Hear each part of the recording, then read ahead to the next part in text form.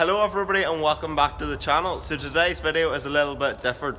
If you haven't already heard, over the past few years there's been a lot of talk and controversy around farmers and how their livestock are producing CO2 emissions that are harming the environment. So yeah, you might have thought when you clicked on this video, oh, that's what he's going to talk about, the same old thing again. That is not the reason why I wanted to do this video. I wanted to make this video positive and not negative about how we're ruining the environment, you're ruining the environment. I wanted to talk on a bit more positive note, so I'm going to discuss the 4 ways in which our farm is trying to help reduce our CO2 emissions. The first one being the solar panels on the roofs, the second one being the batteries that store electricity, the third one being the mixed species grass which we feed the cows with, and the fourth one being the very little importation of foods from different countries to feed the cows. I'm going to explain a wee bit more in detail what we're doing with those, and let's get straight into it. The solar panels up there. I'm up fairly high now. I'm in the crate on the Manitou, but I'm just showing you the first thing that we are doing to try and reduce our carbon footprint. So yeah, these are our solar panels. These are solar panels which we use to generate electricity that we use on the farm, for example the milking parlour and stuff like that, well, a lot of things around the farm, and these are a great way of saving emissions going into the air, because if we didn't have these we'd be using oil or gas or coal, which are extremely bad for the environment. These will produce electricity and then power what we need them to power. These solar panels don't need bright sunlight to work. They can just work on a day like this. Obviously they won't be working as well, but they'll still be generating electricity, which is fan-dabby-doozy. And also, on to my second point, these can also generate electricity into the batteries, but I'll talk about that on point 2. When we put in the batteries, my dad got an app on his phone which enabled us to see how much electricity the solar panels are producing, how much electricity we're using off the batteries, and how much we're using off the grid. I'm just going to read out to you now how much we're doing currently. So in the top left, that's how much the solar panels are producing at this minute in time, and then in the top right, that is how much electricity we're taking off the grid. So that's very little at the minute, should be nearly nothing. The bottom left is the battery, how much electricity we're using off it, and then the bottom right one is the demand, how much we're using at that point in time. So yeah, very good, extremely good investment we think, and they should definitely pay themselves off because of the price of electricity. So yeah, great purchase and good for the environment. These solar panels are capable of producing 12 kilowatts on each side, so 24 kilowatts in total. By the way, can I say just what a view that is? You can see the cows. They've just gone out to get their food tonight. They're in that big sort of rectangular field. Yeah, some view up here.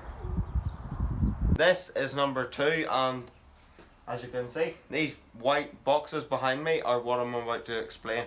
So these things here are what we bought a few months ago, and they are a good purchase at the minute, but you sort of have to wait a year or until winter until you really start to see the effects. So these are combined with our solar panels. Electricity that is generated from the solar panels during the day gets stored in these batteries, these white things, and then those batteries will use up that electricity whenever there is no light coming through the solar panels.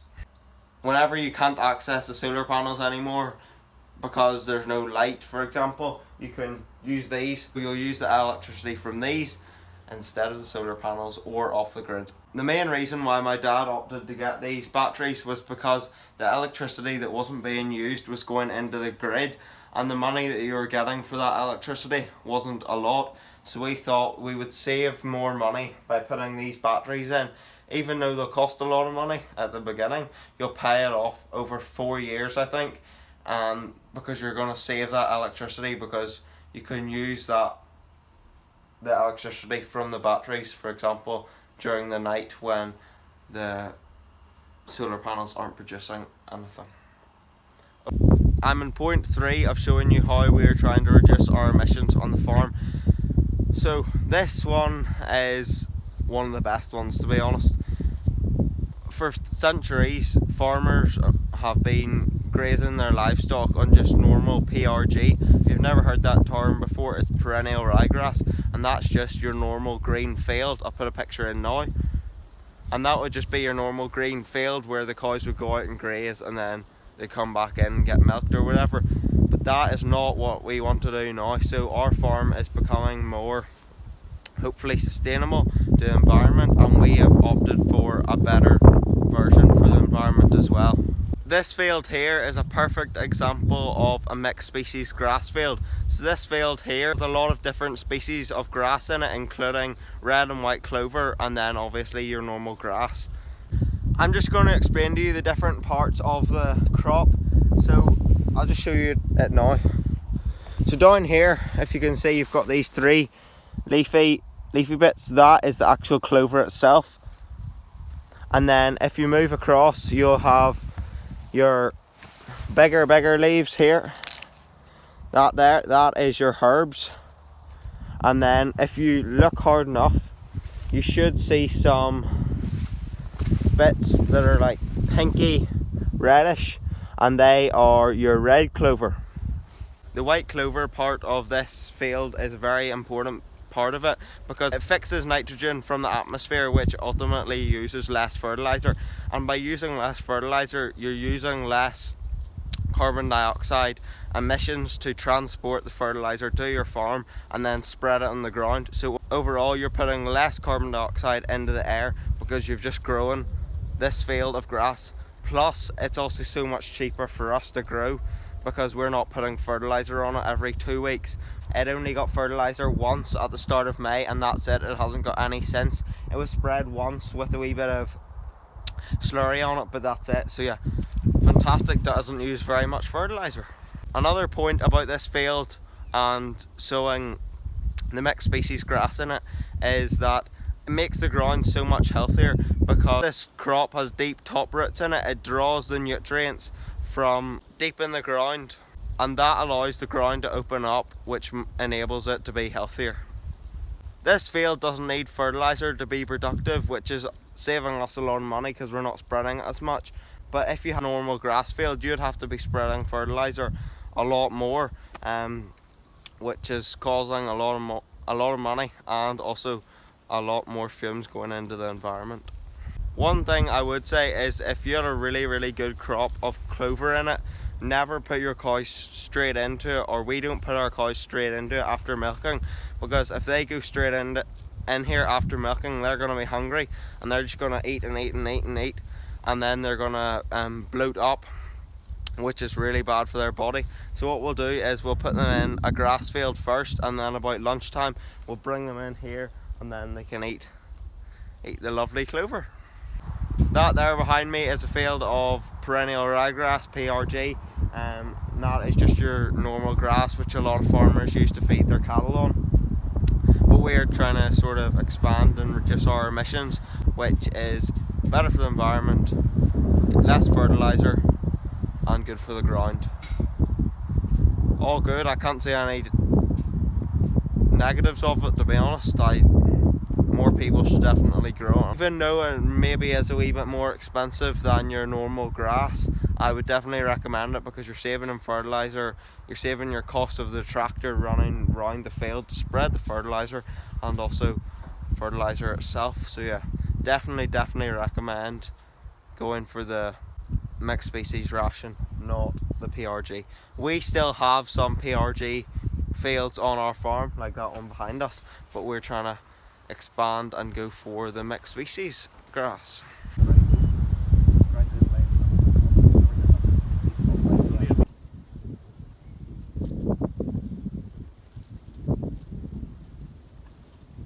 And finally, the last thing out of the 4 things that we're doing, if you've already made it this far, make sure to hit the like and subscribe buttons. That would be amazing. So yeah, the last one, always Save the best to last, is it? Yeah. Well, I don't know if this is quite the best one, but it is definitely a massive factor in reducing our emissions.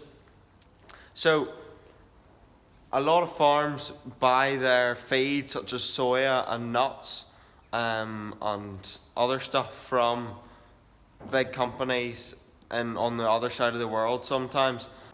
Over the past few years, we've been trying to get all of our food for the cows homegrown. Currently, pretty much everything that feeds the cows, calves and heifers during the winter is made on our farm in our own country. And that includes like the silage, the wheat for the straw, the haylage, the hay, all that sort of stuff that feeds the animals. And that is a massive factor pretty much, because you're saving a lot of money obviously buying the stuff, and you're also saving a lot of emissions going into the air from the transportation, because some of that stuff like the soya is transported from the other side of the world, and that has a long journey to come, and a lot of emissions are probably or are caused by flying that food over.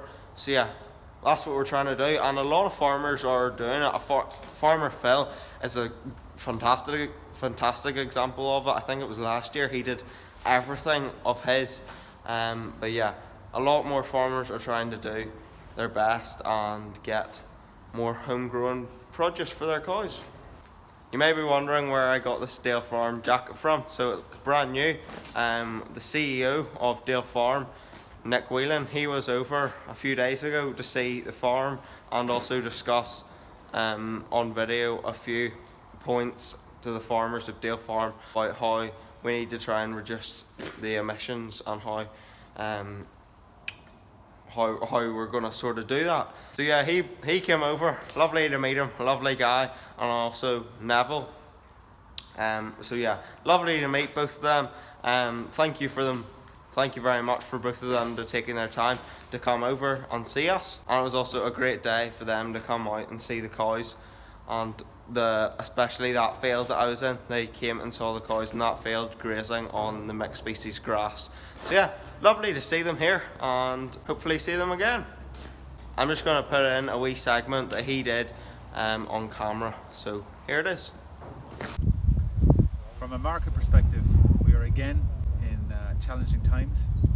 Global milk supply for the calendar year is still plus 1%, despite extremely challenging milk prices across the globe. And our challenges on sustainability, however, are not cyclical, they are constant.